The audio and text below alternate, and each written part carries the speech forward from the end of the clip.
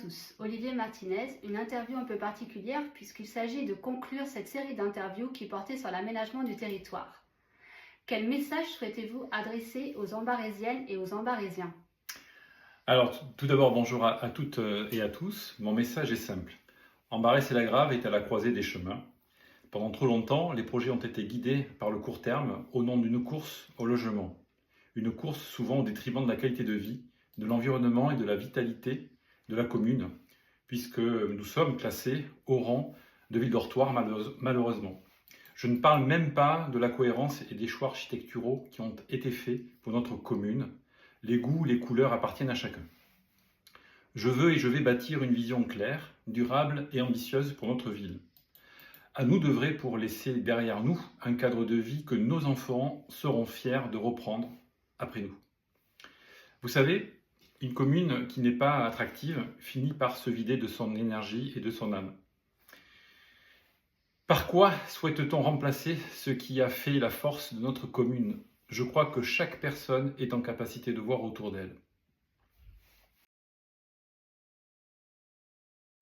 Dans ces interviews sur l'aménagement de notre commune, vous avez suggéré de nombreuses idées. Si vous deviez faire une synthèse des chantiers que vous souhaitez lancer dès votre élection en 2026, que devrions-nous retenir ? Eh bien, c'est très simple. Pour des raisons économiques et de dynamique collective, il nous faut attirer d'autres catégories socio-professionnelles. C'est une nécessité car la réalité est là. Pour cela, nous devons rendre notre commune plus attractive sur bien des points. Il faut donner envie, rendre notre commune désirable. Sur le plan de l'aménagement, cela se traduira par ce que j'ai nommé un plan d'embellissement.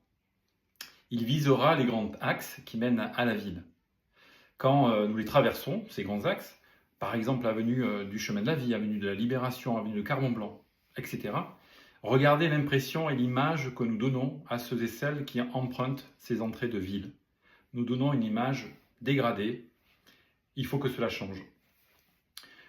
Le pouvoir actuel est à la tête de notre municipalité depuis des décennies et rien n'a changé de ce point de vue.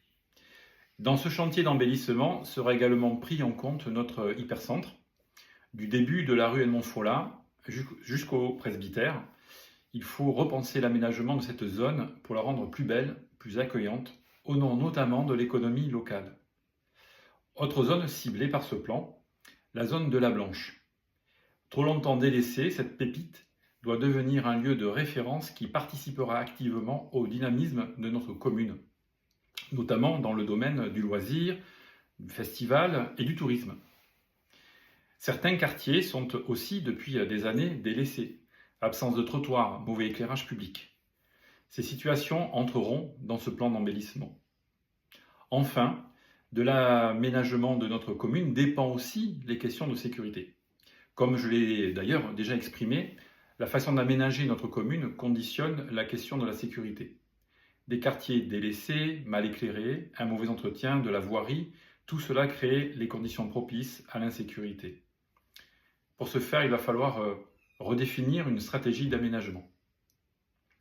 C'est donc dans cette optique que je souhaite construire avec les Ambarésiens une vision à moyen et long terme afin que chacun puisse se projeter et sache ce qui va se passer dans le temps.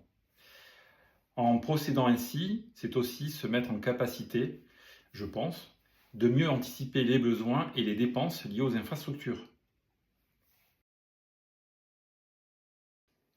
Un dernier mot ? Oui, je veux bien. Cette transformation, je veux la construire avec vous. La participation citoyenne sera au cœur de mon projet. En mars 2026, si vous me faites confiance, ce changement au regard de ce que je viens d'évoquer commencera, je m'y engage avec sincérité. Car ce projet qui touche l'aménagement de notre commune et son embellissement est concret, réaliste. Ensemble, rendons notre commune plus accueillante, sûre et retrouvons cette fierté d'appartenance que l'on fait progressivement disparaître. Merci Olivier Martinez pour cette nouvelle interview. La prochaine interview abordera l'économie. N'hésitez pas à ajouter des commentaires et nous faire part des sujets que vous souhaiteriez que notre candidat Olivier Martinez pour le groupe Repensons notre avenir pour Ambarès-et-Lagrave aborde lors d'une prochaine interview et surtout à vous abonner pour suivre notre actualité. À très vite!